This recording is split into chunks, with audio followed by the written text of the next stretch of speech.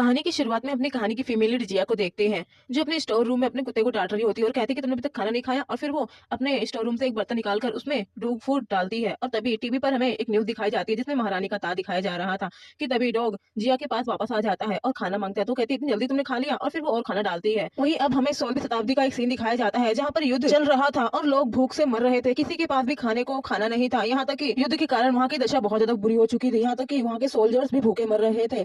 उस सोल्जर्स में हमारा मेन लीड जनरल सैन भी था, जो इस राज्य का राजकुमार था। और वो यहाँ पर अपनी सेना में आया हुआ था, अपने सेना के समर्थन करने के लिए वही बर्तन भरने लग रहा था। जब वो लोग पूजा कर रहे थे कि तभी शैंक खुश हो जाता है और उसे लगता है कि भगवान ने इस पर कृपा कर दी है और ऊपर से हम लोगों के लिए कुछ भेजा है। वो खुश हो जाता है और फिर वो सामान उठाकर देखता है कि क्या चीज भगवान ने हमें भेजी है। वो पहली बार वो चीज देख रहा था कि तभी उठाकर खाने जा रहा होता है कि तभी जनरल फू उसे रोक देते हैं और कहते हैं कि आप इसे नहीं खा सकते हैं, आप हमारे राजकुमार हैं, अगर आपको कुछ हो गया तो इसलिए इसे मैं खाऊंगा। और फिर वो उसे खा लेते हैं और एकदम से गिर जाते हैं। तो राजकुमार कहता है कि तुम ठीक तो हो ना। तो फिर वो कहते हैं कि मैंने ऐसा स्वादिष्ट चीज पहले कभी नहीं खाया था, ये सच में बहुत ज्यादा टेस्टी है और उसका स्वाद बहुत ही ज्यादा लाजवाब है। अब वहीं हम दूसरी तरफ देखते हैं, जिया अपने डॉग टैंग टैंग के लिए खाना डाली जा रही थी और वो खाना गायब हुआ जा रहा था, जिससे जिया भी एकदम से घबरा जाती है और कहती है कि अगर खाना ये जा कहाँ रहा है, मैंने तो अभी डाला था। और फिर वो और भी ढाला सारा खाना डालने लगती है, लेकिन वो सारा ही खाना खत्म हो रहा था और पैकेट भी खत्म हो चुके थे। और वही डॉग भी देख के हैरान था। वहीं दूसरी तरफ वो खाना 16वीं शताब्दी में सोल्जर्स के पास पहुंच गया था, जिससे सैन कहता है कि ये सब मैं आप लोगों में बांट देता हूँ, आप लोग भूखे हैं। और फिर वो सभी सिपाहियों में खाना बांट देता है, जिससे जनरल फू कहते हैं लेकिन हमारे पास जितना भी खाना था सब खत्म हो गया है और अब लोगों को पानी की आवश्यकता भी पड़ रही है,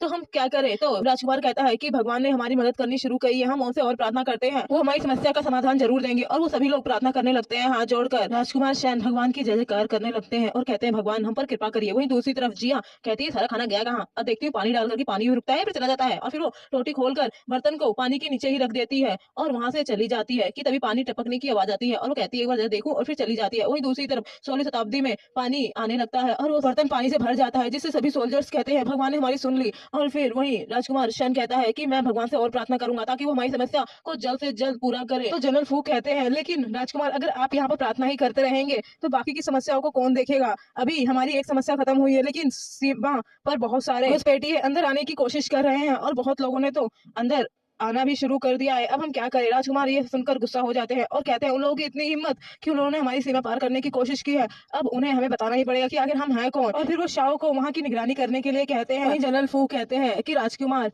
हमारी ये समस्या तो हल हो गई, लेकिन हमें इतने खाने में कुछ भी नहीं होने वाला और ना ही इतने पानी में। 4 दिन से हमारे सेना भूखे मर रही है और हमारे पास भंडार भी बिल्कुल भी नहीं है। वहीं दूसरी तरफ 21वीं सदी में जिया सोकर उठती है तो वो बर्तन को देखती है, उसमें बिल्कुल भी पानी नहीं था, बस पानी की कुछ बूंदे थी। और वो कहती है कि ये पानी गया कहाँ। वहीं हम देखते हैं 16वीं शताब्दी में राजकुमार अपनी इच्छाओं को लिखकर जला देते हैं कि कृपया करके भगवान हमारी मदद कीजिए। और वहीं जिया के पास वो राख सीधे मुंह पर आती है और वो गुस्से से बर्तन को फेंकते हुए चिल्लाती है आखिर ये है क्या। और यहाँ से आई कैसे पानी डाला राखा गया, फिर वो गुस्से से उठाकर कुत्ते के खाने को इसमें फेंक देती है और वहाँ पर जो भी सामान था उठा उठा कर बर्तन में फेंकने लगती है। वही 16वीं शताब्दी में वही मांस का टुकड़ा एकदम से आता है, जिससे सभी लोगों को लगता है कि दुश्मनों ने हमला कर दिया। लेकिन तभी राजकुमार कहते हैं कि मुझे लगता है कि भगवान ने भेजा है। तो सेनापति कहते हैं कि अगर इतना भेजा है तो इतने में हमारा कुछ नहीं होगा, अगर हम इसका सूप बनाए और सब पे बांट दें तो शायद ही कुछ हो सकता है। और फिर तभी वो राजकुमार कहता है कि भगवान ने हमें ये दिया है तो हमें उनका सम्मान करना चाहिए। कि तभी वहां से और भी सामानें निकलने लगती है, चॉकलेट वॉकलेट, जिसे देखकर तो सैनिक सारे खुश हो जाते हैं और उसे फाड़कर खाने लगते हैं। कि तभी अचार का डब्बा सेनापति उठा के कहते हैं कि राजकुमार ये क्या है। और फिर राजकुमार कहता है देखते हैं, और फिर वो जैसे इसमें खोलता है तो उसमें तो बहुत अच्छी खुशबू आती है और सभी लोग उसकी खुशबू कहते हैं कितना ज्यादा स्वादिष्ट लग रहा है। कि तभी राजकुमार कहते हैं कि अब हमें भगवान को अपनी सारी समस्या बता देनी चाहिए और फिर अपने वो खून से लिखते हैं कपड़े के ऊपर कि हमारे आपकी बहुत ज्यादा जरूरत है और हमारी प्रजा भूख से मर रही है।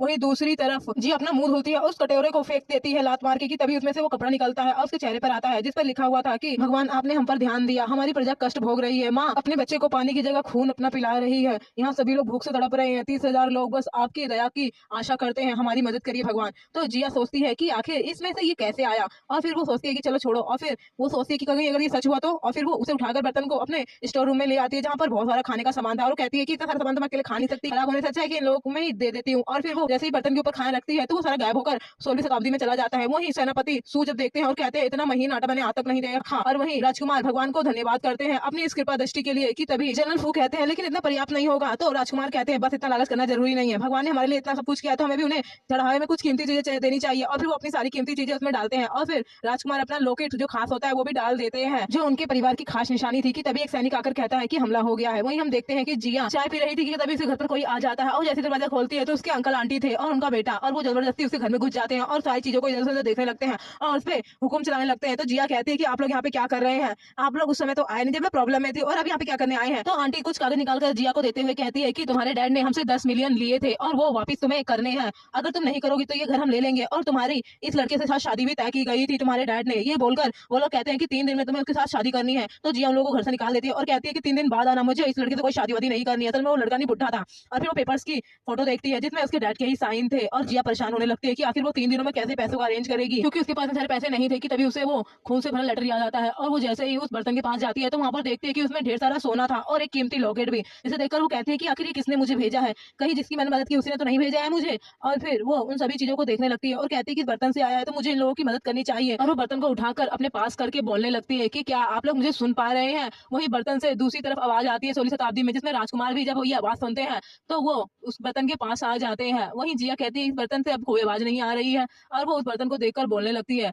और फिर वो रात को सोने चली जाती है। अगली सुबह वो अपने अंकल के पास जाती है जो पुराने सामानों का बहुत ही अच्छे पैसे देते थे और वो अपने बैग को वहां पर लाके दिखाती है और वो बहुत सारा सोना कहती है कि मुझे ये बेचना है। तो वो अंकल कहते हैं कि ये सोना तो बहुत ही ज्यादा कीमती लग रहा है और ये बिल्कुल प्योर है, तो मैं इसे तुम्हें इसकी पूरा टोटल 30 मिलियन दे दूंगा। सुनकर तो जिया एकदम से हैरान हो जाती है कि इस सोने के 30 मिलियन? तो कहते हैं हाँ ये सोना बिल्कुल प्योर है और बहुत कीमती भी। और फिर तभी जिया उन्हें वो लॉकेट दिखाती है और वो लॉकेट देखकर कहते हैं कि ये तो बहुत ही ज्यादा कीमती है, ये राजघराने का है। और फिर वो एक बुक निकाल कर उसमें लिखी हुई लिपियां दिखाते हैं और कहते हैं कि ये तो बहुत ही कीमती लॉकेट है, इसका कोई मोल नहीं है, तुम कैसे बेचना चाहती हो? तो जिया कहती है नहीं नहीं ये बेचने के लिए नहीं है। और फिर अंकल उसे वो लॉकेट वापस दे देते हैं और जिया को उसके बारे में उसकी हिस्ट्री बताते हैं कि ये लॉकेट राजा ने अपने बेटे शैन को दिया था जब वो जंग के लिए गया था और उसके बाद उसने बहुत ही अच्छा काम किया था, उसने अपने दुश्मनों को मार गिराया था और उस भूखमरी में भी उसने बहुत मेहनत की थी, यहाँ तक कि वो लोग भूखे प्यासे थे। और उसी के साथ साथ वो उसे ये भी बताते हैं कि मेरे पास इसके रिलेटेड और भी बहुत सारी जानकारी है और वो उसे एक किताब भी देते हैं जिसमें उस समय के बारे में सब कुछ लिखा हुआ था कि कैसे उस राजकुमार ने इतनी मेहनत करके अपनी प्रजा के साथ कदम से कदम मिलाया, उनके सुख दुख का साथी बना और उसने युद्ध भी जीता जबकि वो युद्ध नामुमकिन था, लेकिन युद्ध के दौरान उसकी मौत हो गई। ये सुनकर तो जिया को बहुत बुरा लगता है। वहीं जिया जब घर आ जाती है तो टैंक टैंक उसका इंतजार कर रहा था। वहीं जब वो आती है तो पोर्ट में देखती है कि वहां पर और भी कीमती सामान थे और वो सारे के सारे बहुत ही ज्यादा एंटी फेस थे, जिसे जिया देखकर कहती है कि इन लोगों ने मुझे और भी सारी चीजें भेजी हैं। और तभी जिया उसमें वो पत्र देकर उस किताब को पढ़ने लगती है, जिसे पढ़कर वो कहती है कि राजकुमार की जान चली जाएगी युद्ध के दौरान। ये सोचकर उसे बहुत बुरा लगता है और फिर वो बुक और भी ज्यादा पढ़ने लगती है और उसे इंटरेस्ट आ रहा था इस कहानी में। साथ ही वो राजकुमार शैन को देखना भी चाहती थी कि आखिर वो कितना ज्यादा बहादुर था और वो उसकी कहानी जैसे जैसे पढ़ रही थी उसे ऐसा लग रहा था जैसे वो बहुत ही अच्छा इंसान है। और जैसे ही उसकी मौत की खबर पड़ती है वैसे उसके हाथ से बुक छूट जाती है और वो घबरा जाती है। वहीं राजकुमार शैन फिर से पत्र लिखकर उस बर्तन में डाल देता है कि तभी शैन आकर बताता है कि हमला हो गया है राजकुमार, और फिर राजकुमार चला जाता है। वहीं जिया बर्तन में आवाज देने लगती है राजकुमार को कि लेकिन राजकुमार तो वहां से जा चुका था, जिससे जिया बहुत ज्यादा परेशान हो जाती है और कहती है कि अगर मैंने राजकुमार सेन को नहीं बताया तो उनकी जान चली जाएगी। तभी उसे उसकी प्रॉब्लम भी याद आती है और फिर वो ढेर सारा खाना ऑर्डर कर देती है, लेकिन ऑनलाइन स्टॉक खत्म हो जाता है और वो अपना सर पकड़ लेती है और कहती है कि मुझे जाकर खुद ही लाना पड़ेगा। और फिर वो अपना पर्स लेकर ग्रोसरी के सामान के लिए आ जाती है और वो स्टाफ को बोलती है कि मुझे ढेर सारा आटा चाहिए। तो वो कहता है कितना? तो वो बोलती है कि मुझे पूरा का पूरा स्टॉक चाहिए, जिससे वो परेशान हो जाता है और कहता है लेकिन मिल जाएगा। और फिर वो सारा का सारा स्टॉक उसे दे देता है। वहीं दूसरी तरफ हम देखते हैं कि राजकुमार के पास उनकी प्रजा आ जाती है और वो कहती है कि हम लोग भूख से मर रहे हैं, हमें कुछ खाने के लिए दीजिए। आप लोग तो यहाँ पर सुकून से हैं, लेकिन हम क्या करें?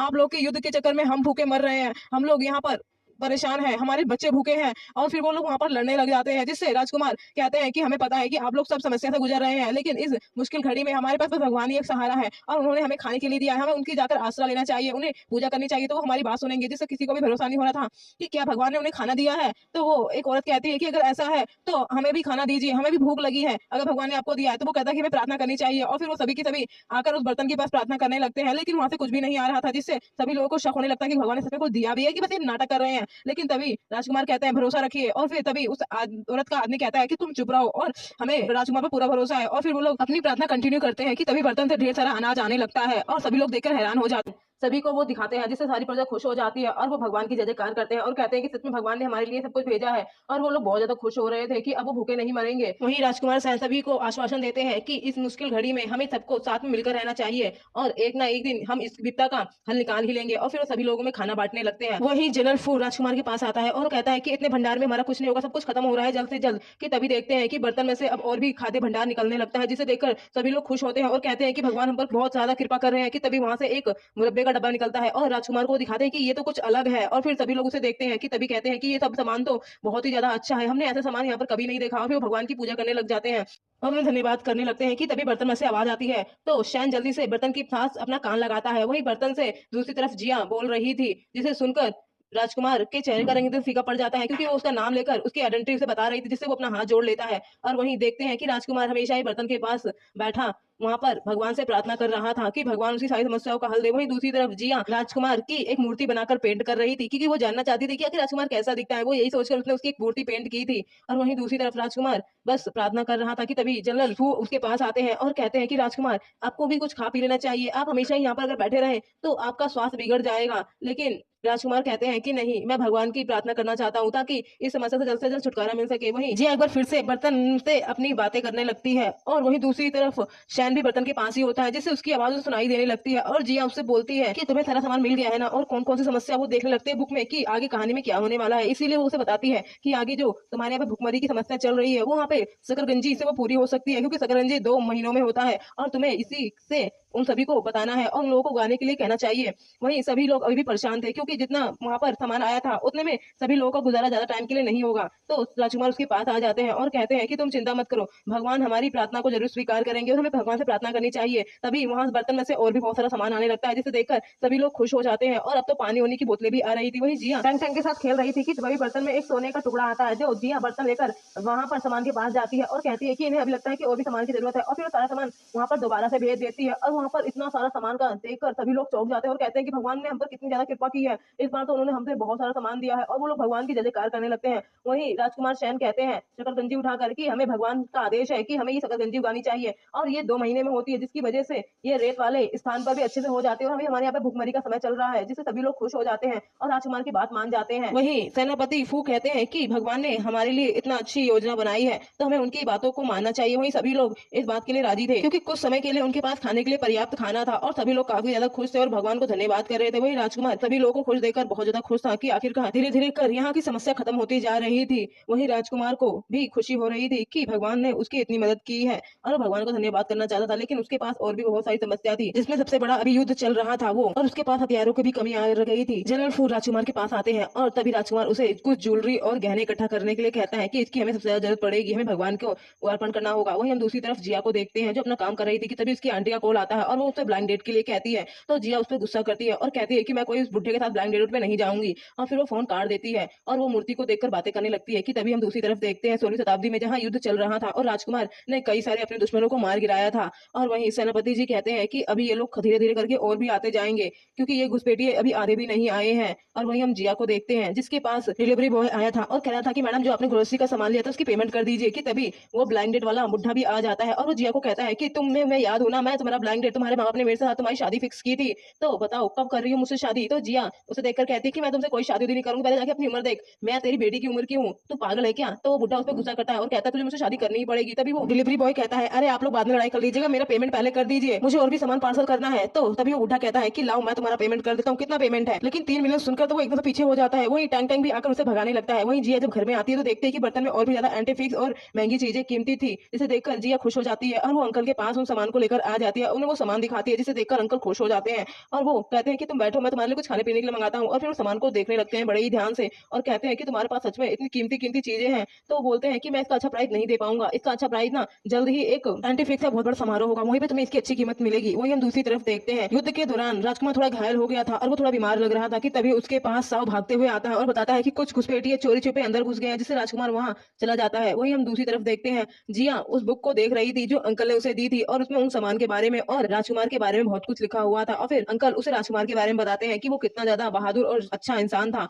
और फिर उसे एक लिफाफा देते हैं। तो जिया कहते हैं ये लिफाफा मेरे लिए है। तो अंकल कहते हैं हाँ तुम्हारे लिए ही है। और फिर जिया घर आ जाती है और वहीं बर्तन से रोशनी निकलती है, जहां हम देख पाते हैं कि एक लेटर आया हुआ था। कि वहीं हम देखते हैं राजकुमार की तबीयत बहुत ज्यादा खराब हो रही थी और दवाई भी सही तरह की नहीं थी यहाँ पर उन लोगों के पास, इस वजह से उसका इलाज भी ढंग से नहीं हो पा रहा था और उसकी तबीयत और भी ज्यादा खराब होती जा रही थी। कि तभी जनरल फू कहते हैं कि हमें भगवान से मदद मांगनी चाहिए और आपके लिए दवा का वो करना चाहिए प्रबंध। तो राजकुमार से डांटते हुए कहता है कि हमने भगवान से वैसे भी बहुत हेल्प मांग ली है, अब हमें और नहीं मांगनी चाहिए। और वैसे भी अभी हमें पहले उन घुसपैठियों को देखना है, लेकिन तभी सेनापति बताते हैं कि हमने पहले ही उन्हें कई सारे लेटर लिखकर भेज दिए हैं, जिससे राजकुमार उन पर गुस्सा करता है और कहता है कि तुमने मुझसे बिना पूछे ऐसा क्यों किया, और फिर भगवान से माफी मांगता है कि तभी वो एकदम से बेहोश हो जाता है। और वहीं हम देखते हैं कि जिया घर वापस आ गई थी, और जब वो जैसे ही घर के अंदर एंट्री करती है और वो बहुत सारे लेटर्स देखती है, जिसके साथ ढेर सारा सोना भी था। लेटर्स में लिखा था कि राजकुमार की तबीयत बहुत ज्यादा खराब हो गई है और दवाई का अभाव होने की वजह से उनका इलाज भी अच्छे से नहीं हो पा रहा है। जिया बहुत ज्यादा परेशान हो जाती है और वो बर्तन में आवाज देने लगती है कि तभी वो बुक पढ़ती है, और बुक में लिखा हुआ था कि वहाँ की हालत बहुत ज़्यादा खराब हो जाती है भुखमरी की वज़ह से, और लोग अपने बच्चों को अपना ही खून पिलाकर ज़िंदा करने की कोशिश करते हैं, लेकिन बच्चों की हालत बहुत ज़्यादा खराब थी। और फिर जी हाँ, फ़ोन में सर्च करके दवाइयों के बारे में देखती है। वहीं दूसरी तरफ राजकुमार की तबीयत बहुत ज़्यादा खराब हो रही थी। राज वैद्य भी कहते हैं कि हमारे पास दवाइयों नहीं है, और जल्द से जल्द उसका प्रबंध नहीं हुआ तो राजकुमार की तबीयत और ज़्यादा खराब हो जाएगी और फिर राजकुमार को बचाना मुश्किल हो जाएगा। वहीं राजकुमार को सेनापति उठाकर अपने साथ बर्तन के पास ले आते हैं, और वहीं राजकुमार कहते हैं कि हमें भगवान से माफ़ी माँगनी चाहिए, और फिर वो जैसे ही बर्तन के पास प्रार्थना करने के लिए आते हैं, उनकी तबीयत और भी ज़्यादा खराब होने लगती है। वो ज़्यादा चल भी नहीं पा रहे थे, लेकिन बड़ी ही मुश्किल से वो अपना हाथ जोड़ते हैं भगवान से माफ़ी माँगने के लिए, कि तभी उनकी तबीयत खराब होने लगती है और उसके मुँह से खून आने लगता है, और वो बेचारा वहीं पर गिर जाता है। और वो भगवान से कहता है कि हमें माफ़ कर दीजिए, हमने आपसे कुछ ज़्यादा ही माँग कर ली है, हमें ऐसा नहीं करना चाहिए था। कि तभी राजकुमार की तबीयत और ज़्यादा खराब हो जाती है और वो वहीं बेहोश हो जाता है। वहीं बर्तन में से आवाज़ आने लगती है। जिया बहुत ज़्यादा रो रही थी और राजकुमार का नाम ले रही थी कि तुम चिंता मत करो, मैं तुम्हारी मदद करूँगी और जल्द ही मैं तुम्हारे लिए दवाइयाँ भी भेज दूँगी, तुम जल्दी ही ठीक हो जाओगे, अपना थोड़ा ध्यान रखना, मैं जल्द ही तुम्हें दवाई भेज दूँगी। और वो बहुत ज़्यादा रो रही थी क्योंकि उसे राजकुमार की बहुत ज़्यादा चिंता हो रही थी। वहीं दूसरी तरफ हम राजकुमार को देखते हैं, तो जिया की आवाज़ सुन मानो जैसे थोड़ा-थोड़ा होश में आ रहा था। वो अपने हाथ जोड़ते हुए कहता है कि मुझे माफ़ कर दो, कि तभी वहाँ से बहुत सारी दवाइयाँ और बहुत सारी चीज़ें मेडिकल की आ जाती हैं, लेकिन उन्हें ये सब इस्तेमाल करने नहीं आता था। वो लोग खुश हो जाते हैं, लेकिन किसी को भी नहीं पता था कि इसे इस्तेमाल कैसे करना है, जिसकी वजह से राजकुमार और सेनापति दोनों ही परेशान हो जाते हैं। कि तभी उसमें से एक किताब ही निकलती है, जिसमें लिखा था कि ये दवाई किस तरह से लेनी है, कि तभी उसमें से एक तस्वीर भी निकलती है जिया की। और वहीं दूसरी तरफ जिया बर्तन की तरफ देखकर कहती है कि उसको दवाई मिल गई होगी, पता नहीं क्या हुआ होगा अब तक, और फिर वो अपने सामान को देखती है। वहीं दूसरी तरफ राजकुमार को भी वो फ़ोटो मिल जाती है जिया की, और वो जिया की तस्वीर को देखकर कहते हैं कि शायद यही है जो हमारी मदद कर रही है, देवी। और फिर वो दवाइयों के बारे में पढ़ता है, जिसमें लिखा था कि किस तरह से दवाइयाँ लेनी है और कौन-सी दवाई कैसे लेनी है। और फिर सेनापति जी कहते हैं कि ठीक है, अब हम चलकर इन दवाइयों के बारे में अच्छे से करते हैं पता कि कैसे क्या करना है। और फिर राजकुमार सारी दवाइयों को देखकर फिर दवाई पीता है, और फिर थोड़ी देर में उसकी हालत ठीक होने लगती है। वहीं सभी लोगों को भी दवाई दी जाती है। वहीं राजकुमार जिया की तस्वीर को देख रहा था और वहीं सोच रहा था कि अच्छा, तो यही देवी है जो मुझसे बात कर रही थी। वहीं हम दूसरी तरफ देखते हैं, एग्जीबिशन वाला दिन भी आ गया था, जहाँ पर सभी लोग अपना एंटीफिक सामान लेकर आए हुए थे, और सभी के पास कीमती से कीमती बर्तन और पॉट थे। वहीं जिया की आंटी की फैमिली भी आई थी, और वो कहती है कि मेरे पास जो पॉट है उसकी बहुत अच्छी कीमत मिलेगी मुझे। और वहीं जिया भी अपना बैग लेकर आ जाती है, जिसे देखकर जी आंटी उसका मजाक उड़ाती है कि तुम यहाँ क्या कर रही है, और वैसे भी ये जगह तेरे जैसे के लिए नहीं है, और उस पर गुस्सा करती है। तो जिया कहती है वो तो बस ही बताया कि ये जगह किसके लिए है, और फिर वो उसे इग्नोर करती है और जाने लगती है। लेकिन आंटी उसे जाने नहीं दे रही थी और उसे खरी खोटी सुना रही थी, और कह रही थी कि तेरे लिए हमने इतना अच्छा ब्लाइंड डेट फिक्स किया था, लेकिन तू तो एक नंबर की शान फरामोश है, और फिर उसे धक्का मार देती है। और वहीं जिया का बैग भी खुल जाता है, जिसमें वो लोग सामान देखकर उसका मजाक उड़ाने लगते हैं कि कैसा तुम कूड़ा कबाड़ उठाकर ले आई हो, और सभी लोग उस पर हंस रहे थे। और फिर आंटी अपना पोर्ट दिखाते हुए कहती है कि ये बात बहुत कीमती है और इसका आराम से 3 से 4 मिलियन मुझे मिल ही जाएगा। और फिर वो बास को एग्जामिनर को दे देती है, और वो भी कहता है कि हाँ, इसकी अच्छी कीमत मिलेगी। और फिर वो जिया के पास आकर कहती है कि मेरे सामान की तो कितनी अच्छी कीमत है और तेरे सामान की कुछ भी नहीं, और बाकी सब लोग भी अपने अपने सामान की तारीफ कर रहे थे। वहीं आंटी तो जिया को खरी खोटी सुनाने में लगी थी, और तभी उनका बेटा भी कहता है कि ये लड़की किसी काम की नहीं है, इसने तो हमारी बात भी नहीं मानी, इसके हाथ से इतना अच्छा लड़का निकल गया। और फिर जिया गुस्से से कहती है कि मुझे आप लोगों की बकवास सुनने में कोई इंटरेस्ट नहीं है, और फिर वो अपना बैग उठाकर एग्जामिनर के पास ले आती है और अपना सामान दिखाने लगती है। लेकिन वो एग्जामिनर उस सामान को देखकर ज्यादा उसकी वैल्यू नहीं पता कर पाता है, और कहता है कि ये मुझे कुछ खास नहीं लगता। वहीं आंटी तो जिया का मजाक उड़ा रही थी कि तभी जिया वहां पर अपना वीआईपी कार्ड निकालती है और कहती है कि मैं तो यहाँ पर इनवाइटेड हूँ, मैं बिना इनवाइट के नहीं आई हूँ। जिससे सभी लोग कहते हैं कि तुम यहाँ पर कैसे आ सकती हो, हम लोगों के कार्ड तो यहाँ पर बिल्कुल अलग है और तुम्हारा बिल्कुल डिफरेंट, मुझे तो लगता है कि तुमने कोई फेक कार्ड बनवाया है और तुम यहाँ पर घुस आई हो। जिससे आंटी तो उसका और भी ज्यादा मजाक उड़ाती है और कहती है कि तुम्हें अभी के अभी यहाँ से बाहर निकाल कर फेंक दिया जाएगा। कि तभी वहां पर अंकल आ जाते हैं और सभी अंकल को देखकर ग्रीट करने लगते हैं। वहीं जिया अपना कार्ड अंकल की तरफ दिखाते हुए कहती है कि अंकल मैं आ चुकी हूँ। कि तभी अंकल कहते हैं कि अच्छा हुआ कि तुम आ गई, मैं तुम्हारा ही वेट कर रहा था। कि तभी आंटी भी अच्छा बनते हुए कहती है कि हम भी जिया के रिलेटिव है, तो हम भी चले आपके साथ वीआईपी में। तो अंकल मना कर देते हैं क्योंकि जिया कहती है कि मैं तो नहीं जानती भी नहीं। और वहीं हम 16वीं शताब्दी का सीन देखते हैं, जहाँ पर राजकुमार सैन बहुत ज्यादा परेशान थे क्योंकि यहाँ पर युद्ध का सब कुछ हो चुका था और उनके पास अभी तक हथियार भी नहीं आए थे और उनको हथियार की सबसे ज्यादा दिक्कत पड़ रही थी। लेकिन राजकुमार को भगवान पर पूरा भरोसा था कि वो उसकी मदद जरूर करेंगे। वहीं हम जिया को देखते हैं जो वीआईपी एरिया में आ चुकी थी। वहीं हम आंटी अंकल को भी देखते हैं जो ब्लाइंड डेट वाले बुढ़े की वजह से यहाँ पर आ चुके थे। और वहीं वो बुढ़ा अपना एंटीफिक्स दिखाते हुए कहता है कि मेरे पास ये एंटीफिक्स जो है वो काफी ज्यादा महंगा और बहुत ही कीमती है, इसकी सबसे ज्यादा कीमत मिलेगी। वहीं जिया भी वहां पर उन लोगों को देख लेती है और जिससे वो लोग वहां पर जिया को फिर से परेशान करने लग जाते हैं और जिया को सुनाने लगते हैं कि तुमने इतना लड़का खो दिया। और तभी वो बुढ़ा भी काफी ज्यादा फोकस मारते हुए कहता है कि अगर तुम मुझसे माफी मांगो और आकर मेरी गोद में बैठ जाओ तो मैं तुम्हें माफ कर दूंगी। लेकिन जिया को गुस्सा आता है और वो उसके पैर पर ही एक खींच कर अपनी लात मारती है और कहती है, तेरे से खूसट बुड्ढे से शादी करने से अच्छा है कि मैं खुशखुशी कर लूं। तभी अंकल का बेटा भी कुछ ज्यादा ही कूदने लगता है और उसको बोलता है कि तेरी हिम्मत कैसे हुई इसे लात मारने की। तभी जिया कहती है, अपनी बकवास बंद करो, और वैसे भी मैंने तुम लोगों को पैसे वापस तुम्हें दे दिए हैं, तो मेरा दिमाग खराब करना बंद करो, नहीं तो मैं तुम लोगों की अच्छी खासी बजा दूंगी। और फिर जिया कहती है कि यहाँ पर मैं अपनी मेहनत से आई हूँ, और फिर वो सभी को अपना वीआईपी नेम प्लेट दिखाती है जो यहाँ पर गेस्ट बन के आई थी, जिससे सभी लोग कहते हैं कि तुम्हारी कैसे हिम्मत कि तुम यहाँ पर गेस्ट बन के आ सकते हो, हमें भी वो सीट नहीं मिली। तभी अंकल आ जाते हैं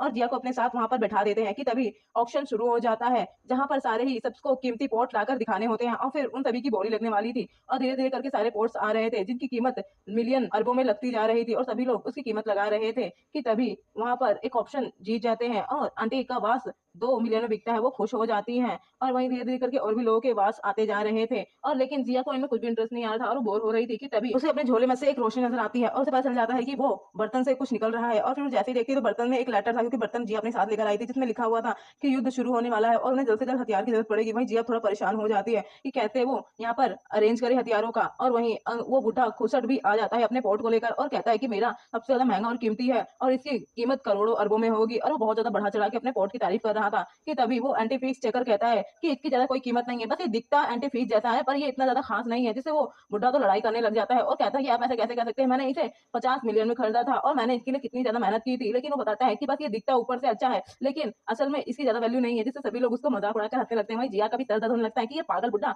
सच में एक नंबर का खाऊ झाड़ू है, ये यहाँ पे आकर सबको परेशान कर रहा है। और वो भी कहती है कि अगर तुम्हारे पास इतना खाली टाइम है तो जाके कहीं और परेशान करो किसी और को, यहाँ मुझे मत करो, ऐसे भी तुम्हारी सोच की वजह से सर में दर्द हो गया है। तो ब्लैंकेट वाला बुढ़ा कहता है कि अगर तुम्हारे पास कोई एंटी फिक्स है तो दिखाओ और मुझे परेशान मत करो, वैसे भी मेरा तुमसे ज्यादा कीमती है, तुम्हारे पास तो कुछ भी नहीं है सिवाय कचरे की। तो जिया भी अपने बैग से एक एंटी फिक्स निकाल लेती है जो कि पुराने जमाने का इंक वाला था जिसे लिखा जाता था, और वो दिखाती है तो सभी लोग उसका मजाक उड़ाने लगते हैं और कहते हैं ये मामूली सा पत्थर, इसकी क्या ही वैल्यू होगी। कि तभी उसके बगल में बैठा एक वीआईपी गेस्ट उसे पत्थर को बड़ी ही ध्यान से देखता है और फिर वो एकदम से कहता है कि मैं तुमसे ये पत्थर खरीदना चाहता हूँ 5 बिलियन में। ये सुनकर तो सभी लोग एकदम से शॉक हो जाते हैं। वहीं जिया अंकल से कहती है कि अंकल क्या इस पत्थर की इतनी ज्यादा वैल्यू है? तो अंकल बताते हैं कि तुम्हारे पास जो एंटी फिक्स है वो काफी ज्यादा पुराना और काफी ज्यादा वैल्यूबल है, तो इसकी यही प्राइस होगी। वहीं सभी लोगों को यकीन नहीं हो रहा था। वहीं वो ब्लाइंडेड वाला बुढ़ा भी आकर कहता है कि आप मेरा एंटी फीस ले लीजिए, वैसे भी इसके पास एक मामूली सा पत्थर है। लेकिन वो वीआईपी गेस्ट बोलता है कि ये कोई मामूली पत्थर नहीं है और फिर वो उसके बारे में सब कुछ चीजें अच्छे से एक्सप्लेन करता है और बताता है कि ये सबसे खास है और ये इतने पुराने जमाने का है। और फिर सभी लोगों को उसकी अच्छी चीजें बताने के बाद कहता है कि जो तुम्हारा आवाज है उसकी कोई वैल्यू नहीं है। वहीं उस ब्लाइंडेड वाले बुढ़े के पास भी किसी कॉल आता है तो वो चला जाता है।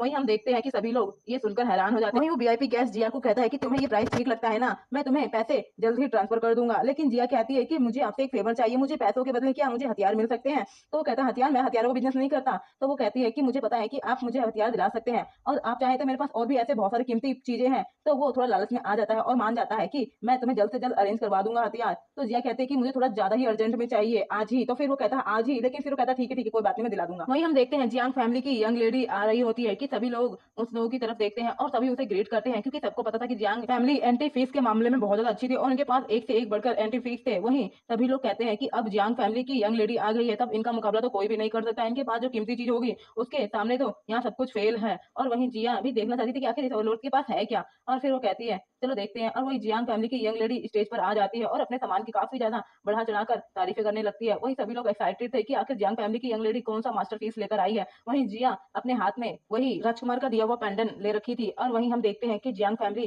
की तरफ से एक प्लांट आया था जो कि पूरा की पूरा एंटी फेस था और उसके अंदर जो फूल थे वो बिल्कुल पत्थरों से बने हुए थे और वो काफी ज्यादा खूबसूरत थे और उसकी चमक दूर से ही काफी ज्यादा चमक रही थी। तभी लोग देखकर कहते हैं कि सच में ये तो अद्भुत है, ऐसा हमने आज तक कभी नहीं देखा एंटी फेस। सभी लोग उसकी काफी ज्यादा तारीफ कर रहे थे और उसकी कीमत लगा रहे थे कि ये पूरा की पूरा पौधा ही जियांग फैमिली की विरासत थी। सभी लोग उस पौधे की तारीफ कर रहे थे क्योंकि वो पूरा की पूरा पौधा जेड पत्थरों से बना हुआ था, उसमें व्हाइट ग्रीन और भी कई सारे कलर के पत्थर इस्तेमाल किए गए थे जो आजकल के जमाने में मिलना नामुमकिन था और उसकी कीमत बिलियंस में जा रही थी और सभी लोग काफी ज्यादा तारीफ कर रहे थे। वहीं वो यंग लेडी तो बहुत ज्यादा प्राउड फील कर रही थी और वहीं उस ब्लाइंडेड वाले बुढ़े ने जिया के खिलाफ उस यंग लेडी को भड़का रखा था कि वो अपने आप को न जाने क्या समझती है और अपने वो कूड़े कबाड़े को न जाने कौन सी विरासत का सामान बता रही है। वही यंग लेडी देखती है कि अचानक से उसके पौधे में से असली फूल खिलने लगे हैं, जिसे देखकर तो सभी लोग हैरान हो जाते हैं। और वहीं वो सारे पत्थरों के फूल एकदम से खिलकर फूल बनने लगे थे और वो कली पूरी तरह से खिल चुकी थी और वो असली फूल में बदलते जा रहे थे, जिसे देखकर सभी लोग तो बिल्कुल हैरान हो जाते हैं और कहते हैं ये तो बिल्कुल किसी मैजिकल से कम नहीं है, आखिर ऐसा कैसे हो सकता है।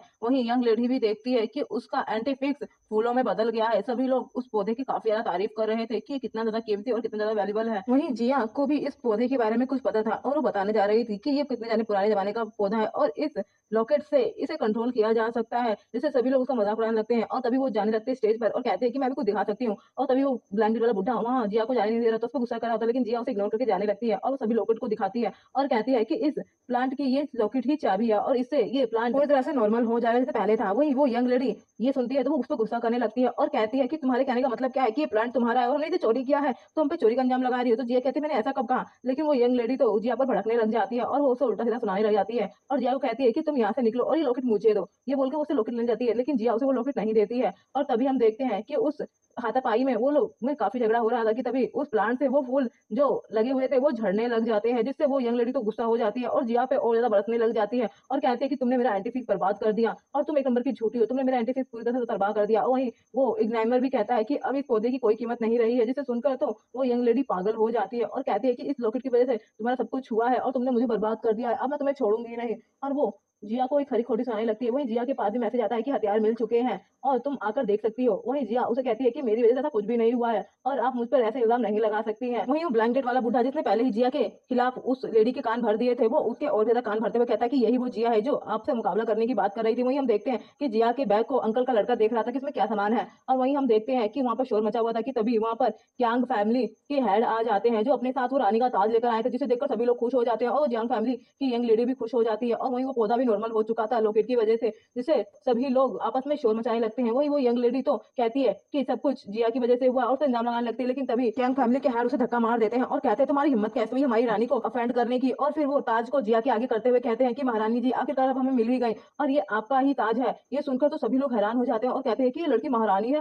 वहीं जिया को भी यकीन नहीं हो रहा था कि ये क्या कह रहा है और फिर वो जियांग फैमिली के हेड मास्टर को उठाती है और कहती है कि माफ करिए पर मैं कोई महारानी नहीं हूँ। वही वो यंग लेडी भी उठती है और वो जिया के बारे में उल्टा सीधा बोलने लगती है और कहती है कि ये झूठी मक्कार बेईमानी, इसने आपको झूठ बोला होगा और आपको गुमराह किया होगा। वहीं सभी लोग जिया पर भड़क रहे थे और सभी उसके खिलाफ भड़का रहे थे, लेकिन वो यंग मास्टर कहता है कि मुझे सब कुछ पता है और फिर वो उसी लॉकेट से उसको सबको प्रूव कर देता है कि यही हमारी महारानी है, जिससे सभी लोग हैरान हो जाते हैं। और फिर वो जिया को उनका लॉकेट वापस करता है, जिससे सभी लोग तो एकदम से चौक हो जाते हैं और किसी को भी यकीन नहीं था कि जिया महारानी है। वहीं जिया को भी यकीन नहीं हो रहा था कि वो महारानी है और वहीं उस लॉकेट को वो देखने लगती है जो उसे राजकुमार ने अपनी तरफ से भेजा था। और वहीं जिया तो उनसे पूछ रही थी, लेकिन तभी यंग लेडी बीच में टांग अड़ाती है और कहती है कि मुझे माफ कर दीजिए, मुझे नहीं पता था कि ये महारानी जी है। कि तभी क्यांग फैमिली के हेड मास्टर कहते हैं कि तुम्हें इसकी सजा तो मिलेगी, तुमने हमारी महारानी को ऑफेंड किया। और फिर से यहाँ से धक्के मारकर निकाल दिया जाता है और जो जिया के बारे में उल्टा सीधा बोला था उन सभी को यहाँ से लात मार के निकाल दिया गया था। वो सभी के सभी बाहर थे और सभी की सभी जिया पर गुस्सा कर रहे थे कि आखिर उस लड़की की हिम्मत कैसे हुई। वही जिया कोर्ट को लेकर एक रूम में आ जाती है जहाँ पर उसे मैसेज करके बुलाया गया था कि आपके सारे हथियार मिल चुके हैं। जिया उन सभी हथियारों को देखने लगती है और एक करके चेक करने लगती है। सारे हथियार काफी ज्यादा अच्छी क्वालिटी के थे और फिर वो मैसेज देकर कहती है कि थैंक यू आपका, आपने मुझे जितनी जल्दी अरेंज करवा दिया है।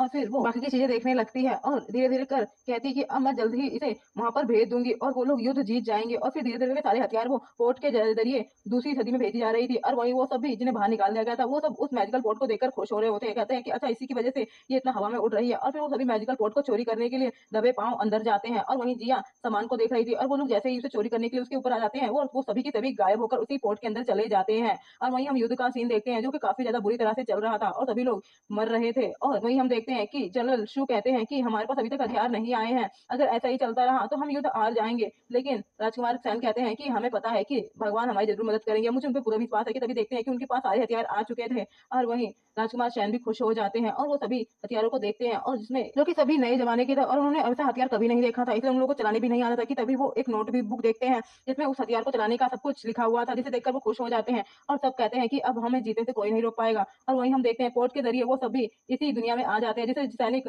बंदी बना लेते हैं घुसपैठिया समझकर और उन लोगों को गिरफ्तार कर लिया जाता है। वहीं हम देखते हैं कि नए जमाने के सारे ही हथियार और इंस्ट्रूमेंट सभी सैनिक पहनकर तैयार हो जाते हैं और वो युद्ध जीतने के लिए पूरी तरह से तैयार थे, क्योंकि उन्हें उम्मीद थी कि इस सभी हथियारों से वो पल भर में उन लोगों को हरा देंगे और सभी लोग काफी खुश थे। वहीं युद्ध भी शुरू हो चुका था और काफी ज्यादा दुश्मनों की भीड़ थी, क्योंकि दुश्मनों के पास उनसे ज्यादा सैनिक थे, लेकिन राजकुमार सैन के पास भी कम लोग नहीं थे और ना ही हथियार। और फिर उन लोगों लोगों में भारी भरकम युद्ध होता है और उन लोगों के पास काफ़ी ज़्यादा मॉडर्न हथियार थे, जिसकी वजह से वो दम पर दम अपने दुश्मनों को लोगों को हराए जा रहे थे और उन लोगों के सैनिकों को दम पर दम एक ही पल में ढेर कर दे रहे थे और धीरे-धीरे कर वो युद्ध भी जीत जाते हैं और अपने दुश्मन के पास पहुँच जाते हैं और फिर कहते हैं कि अब ये युद्ध खत्म होगा और फिर राजकुमार सैन उसे युद्ध करते हैं और उसे जान से मार देते हैं और उसी की मौत के साथ ये युद्ध वो जीत जाते हैं और सभी लोग खुश हो रहे थे कि फाइनली ना जीतने वाला युद्ध वो जीत चुके थे। वहीं जिया के पास यांग फैमिली के हेड आ जाते हैं और वो जिया के सामने अपना सर झुका के कहते हैं कि महारानी जी, हम आपकी अमानत आपको देने आए हैं, कृपया करके इसे इनकार मत करिए, आप इसे एक्सेप्ट कर लीजिए। और फिर वो जिया को वो ताज और कुछ कपड़े जो महारानी के थे वो उसे दे देते हैं। वहीं जिया को भी समझ नहीं आता वो भला कैसे एक्सेप्ट करे इन सब चीजों को, क्योंकि वो सब की चीजें नहीं थी, लेकिन फिर भी ना चाहते हुए वो एक्सेप्ट कर लेती है और उसे वो पहन लेती है। और वही हम दूसरे सीन में देखते हैं कि जिया अब 21वीं सदी से धीरे 16वीं सदी में पहुंच चुकी थी, जहां पर राजकुमार सैन को हम देखते हैं जो जिया का ही इंतजार कर रहे थे, क्योंकि उन्हें भी उसकी तस्वीर देखकर उसे प्यार हो गया था। और वहीं जिया भी मुस्कुराती है और इसी हैप्पी एंडिंग के साथ ये नाटक यही खत्म होता है। तो आप लोग मुझे कमेंट करके जरूर बताएं कि आप लोगों को ये नाटक कैसा लगा। Thanks for